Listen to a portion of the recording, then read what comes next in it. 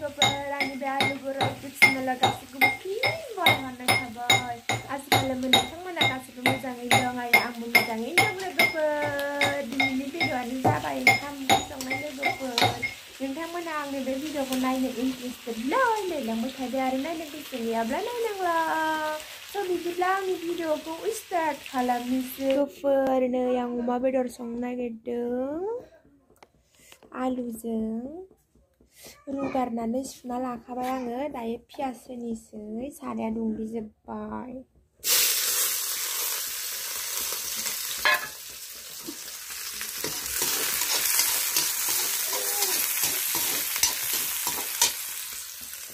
बानलु देयाखै, देना लानि र'। आं दायो होनोसै थाव सेरनानै। होनायबो नांगौ र'। एवगासिनो दङ आङो। आलुबो होगोन ओजोंहाय बानलु देग्राया। दसेना आलु होनोसै, बानलु होनोसै, ओमफ्राय मस्ला मस्लि होनानै मैगंफोरखौ एसे रेबहोना दै होनानै फोराननोसै। मस्ला मस्लि होबाय, बानलुफोर होबाय। नैयावहाय दालिजों दाउदै। नै दालिखौ संबाय, संनानै दाउदैखौ फ्राय एवनानै बेयाव होबाय।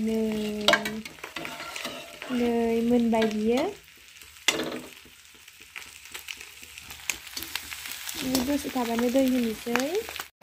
नै लोगोफोर मोनबाय ओंख्रिया। दैयाबो रानजोब्बाय। दालिखौबो माइ गरम बानायदो आङो। ओंखाम जानोसै दायो। आं जानायखौ देखायनो लाजियो दे लोगोफोर, ओंखायनो देखायथ'ला।